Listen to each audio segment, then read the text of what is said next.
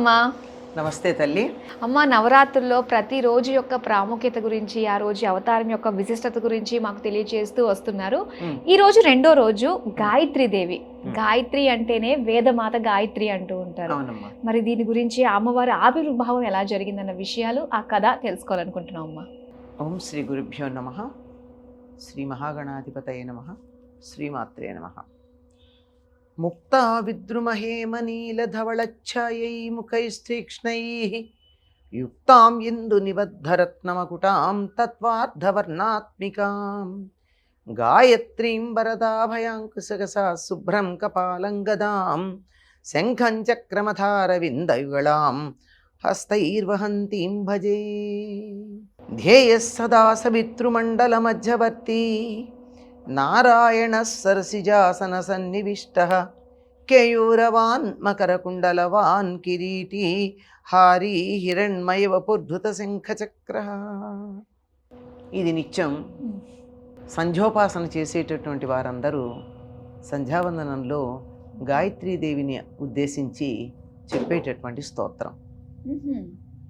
గాయత్రి మంత్రం కాకుండా ఒక స్తోత్రం కూడా సెపరేట్ గా ఉందన్నమాట. ఉంది కదా. ఇది ఈ స్తోత్రం చేసే ఉపాసన చేస్తారు గాయత్రి మంత్రాన్ని. గాయత్రి మంత్రం ఏదైనా ఒక మంత్రాన్ని ఉపాసన చేయడానికన్నా ముందు స్తోత్రం చేయాలి, దైవాన్ని ఆవాహన చేయాలి. ఇంకా కొన్నింటికైతే ముద్రలు మొదలైనటువంటివన్నీ ఉంటాయి, అంగన్యాస కరన్యాసాలు ఉంటాయి. ఇవన్నీ ఉన్నాక మాత్రమే మంత్రాన్ని అనుష్ఠానం చేయడానికి వీలవుతుందమ్మా. అంత ఉంటుంది. మంత్రం అంటే అలా ఉండేటటువంటిది కాదు. కనుక ఆ విధంగా గాయత్రి మంత్రాన్ని ఉపాసన చేసేటటువంటి వారందరూ స్తుతించేటటువంటి గాయత్రి. ధ్యేయ సదా సవితృమండల మధ్యవర్తి, ఎల్లప్పుడూ కూడా సూర్యమండల మధ్యలో ఉండేటటువంటిది ఆవిడ. అంటే మనందరికీ ప్రాణదాత్రి, జీవదాత్రి అయినటువంటి తల్లి గాయత్రీదేవి. ఈవిడ్ని గాతారం త్రాయతి ఇది గాయత్రి అన్నారు. పాడేటటువంటి వాళ్ళని రక్షిస్తుంది. ఎవరు పాడేవాళ్ళు, ఏం పాడేవాళ్ళు అంటే మనం నిరంతరం ఒక గాయత్రి మంత్రాన్ని పాడుతూనే ఉంటాం.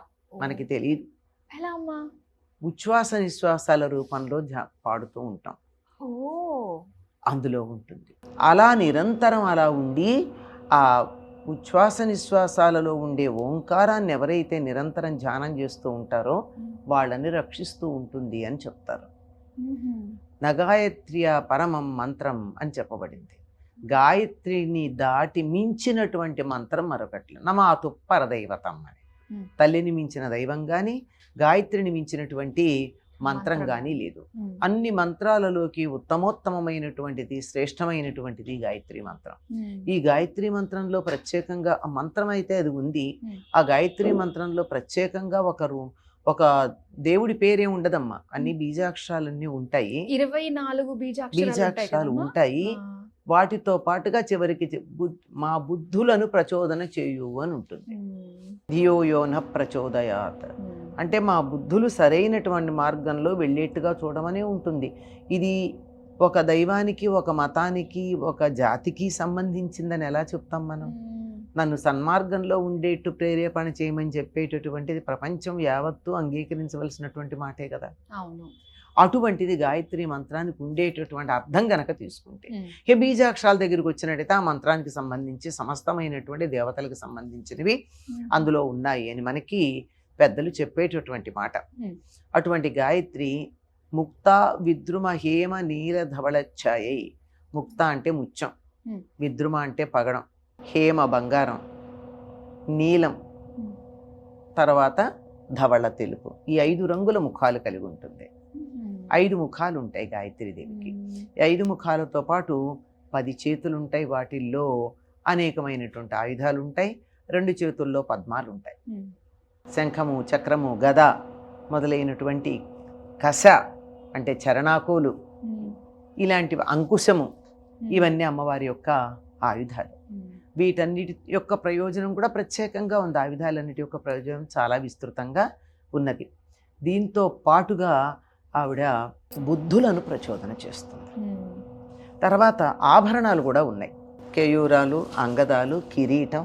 ఆ కిరీటంలో చంద్రవంక ఉంటుంది. ఇందు నిబద్ధరత్నమకుటాం అని. చంద్రుడితో చక్కగా కూర్చబడినటువంటి మంచి రత్నాలతో చేసినటువంటి మకుటం కలిగినటువంటి తల్లి. అటువంటి ఈ తల్లిని ఎవరైతే ధ్యానం చేస్తారో వారికి మంచి బుద్ధి ఉంటుంది. బుద్ధి అంటే మనకున్నటువంటి పరిజ్ఞానం ఏదైతే ఉందో, మనం సంపాదించినటువంటి అనేక విషయాల సేకరణ ఏదైతే ఉందో దానిలో మనకు ఉపయోగపడేది ఏమిటి అన్న దాన్ని విడదీసి చెప్పగలిగినటువంటి నేర్పరితనం. ఇది పనికొస్తుంది, ఇది పనికిరాదు అని చెప్పే ఉంటాయి కదా, అలాంటి వాటన్నిటినీ చెప్పగలిగినటువంటి నేర్పరితనం అక్కడ లభ్యమవుతుంది. అటువంటి తల్లి గాయత్రి. ఈవిని వేదమాత అంటారు. వేదాధ్యయనం చేయడానికి కూడా గాయత్రి మంత్రం ఉపాసన ఉంటే తప్ప వేదాధ్యయనం చేయడానికి అవకాశం కూడా ఉండదు. ఎవరైతే గాయత్రిని ఉపాసన చేస్తారో వారికి అన్ని రకాలైనటువంటి విద్యలు వస్తాయి. అందులో వేద విద్య కూడా సులభంగా వస్తుంది. సమస్తమైనటువంటి జ్ఞానము తనలో నిక్షిప్తం చేసుకున్నటువంటిది వేదం. ఇప్పుడు మీరు ఏదైనా ఒక విషయం చెప్పండి, ఆ విషయం అంతా కూడా వేదంలో ఉంది మనకి. అంటే దానికి అర్థం తెలుసుకోవడం, చెప్పడం చేతకాకపోవడం వల్ల దూరంగా ఉంటున్నామే కానీ గనక అర్థం తెలుసుకున్నట్టయితే, వేదాలకు అర్థం తెలిసిన వాళ్ళు ఎంతమంది? పట్టుమని చదవడానికే చాలా కాలం పడుతోంది, స్వరాలు తేడా లేకుండా.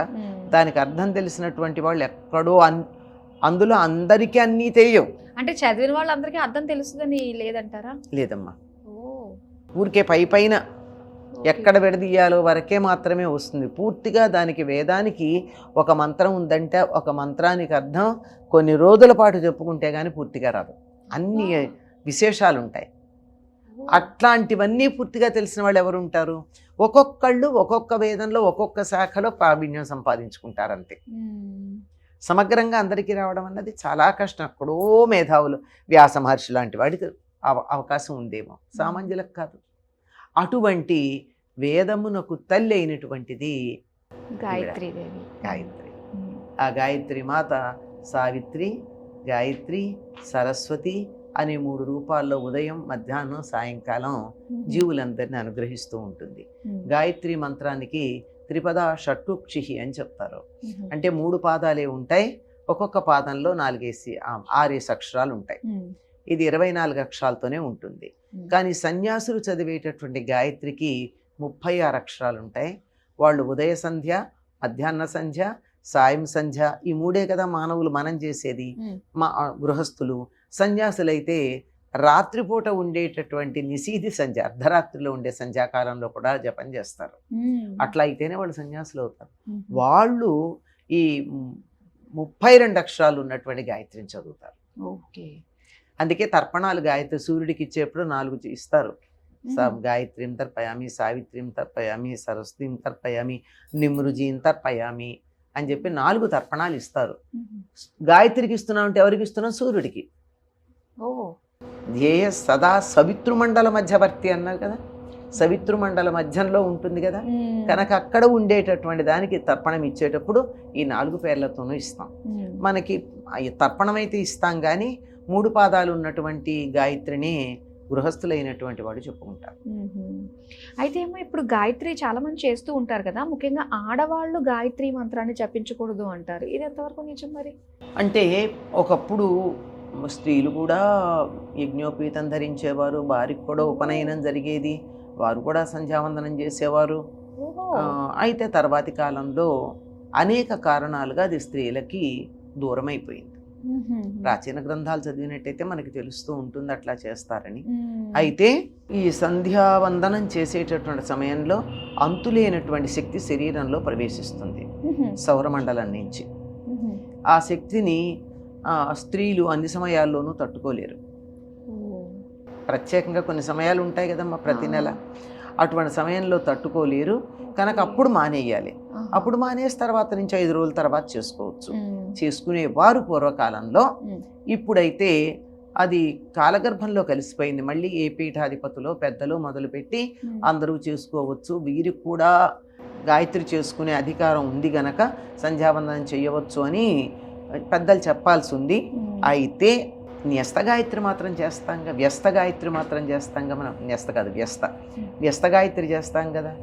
అంటే ఒక గాయత్రి మంత్రం ఒక్కటి చెప్తాం కదా మనం. అవును. ఎందుకు చెప్పాం? చెప్తాం. నివేదన పెడతాం కదా, అవును. నివేదన పెట్టేటప్పుడు గాయత్రి మంత్రం చెప్పే ఓహో, నివేదన పెడుతూ ఉంటాం. పెడుతుంటాం. అంటే నోటితో అంటూనే ఉన్నాం, ఉమ్. కాకపోతే దానికి ముందు చేయవలసిన అంగన్యాస కరన్యాసాధికాలు చెయ్యం, చెయ్యట్లేదు. ఓకే. అవన్నీ చెయ్యట్లా. ఉమ్. కనుక ఆ స్త్రీలు ఇంతవరకు గాయత్రిని చెప్పవచ్చు, కానీ ఉమ్. సంధ్యావందనం ఇంకా మనకు అధికారం ఏ పీఠాధిపతిలో పర్వాలేదు, కాలగర్భంలో కలిసిపోయింది, మళ్ళీ మొదలు పెడదామని చెప్పి మొదలు పెట్టవచ్చు. ఉమ్.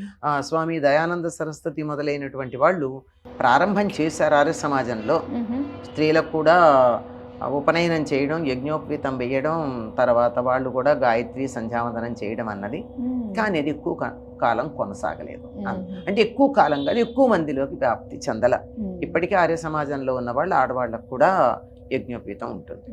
అయితే జ్ఞానానికి, విద్యకి, వేదాలకి ప్రతీక మరి గాయత్రీదేవి అమ్మవారు. మరి ఈ రోజు అందరూ కూడా అమ్మవారిని ఏ విధంగా ఆరాధించుకుని అమ్మవారికి ఎలాంటి నైవేద్యాలు సమర్పిస్తే మంచిది? అమ్మ ఇవన్నీ చక్కగా చెప్పాను కదా, అమ్మవారిని చక్కగా గాయత్రి అధ్యయ సదా సవితృమండల మధ్యవర్తి అని ముక్తాబ్దురమహేమనెదొచ్చాయే ఇలాంటి స్తోత్రాలు చదువుకోవచ్చు. ఉమ్. గాయత్రి స్తుతులు ఇంకా ఉన్నాయి, గాయత్రికి అష్టోత్తరం ఉంది, ఉమ్. ఇవన్నీ చదువుకోవచ్చు. చక్కగా ఆమెకు కూడా అన్ని రకాల స్తోత్రాలు చేయొచ్చు. ఉమ్. గాయత్రి అనేటటువంటిది లలితా సహస్రనామంలో అమ్మవారి నామం కూడా ఒకటి ఉంది ఉమ్. కనుక లలిత చదువుకుంటే అందరు దేవతలు వచ్చినట్టే. ఉమ్. కనుక ఆవిడని చక్కగా ఆరాధించుకోవచ్చు. అందరూ వ్యస్త గాయత్రి మంత్రాన్ని తప్పనిసరిగా చేసుకోవచ్చు, అందరూ చేసుకోవచ్చు. ఏ నైవేద్యం అన్నా అమ్మవారికి మనస్ఫూర్తిగా మనస్ఫూర్తిగా ఇవ్వండి అమ్మా. అన్ని నైవేద్యాలు మనకి లలితా రహస్యనామ సహస్రంలో ఇన్ని రకాల నైవేద్యాలు మొదలు పెట్టారమ్మా. అందులో చెప్తుంది ముద్గౌదనాసక్తి చిత్త, స్నిగ్ధోదన ప్రియ, పాయసాన్న ప్రియ, దధ్యోదనం అని, గుడాన్న ప్రీతమానస, హరిద్రాన్నైకరసిగా, తర్వాత చెప్పేది సర్వోదన ప్రీత చిత్త. మరి అన్ని ఉన్నప్పుడు ఒకటే ఎలా పెడతాం? అవును, అన్నీ పెడదాం అంతే. చాలా సంతోషం అమ్మా. గాయత్రి మాత యొక్క ఆవిర్భావం గురించి ఎన్నో విషయాలు మాతో పంచుకున్నందుకు ధన్యవాదాలు. సర్వమంగళ మాంగళ్యే శివే సర్వార్థ సాధికే శరణ్యే త్రయంబకే గౌరీ నారాయణి నమోస్తుతే.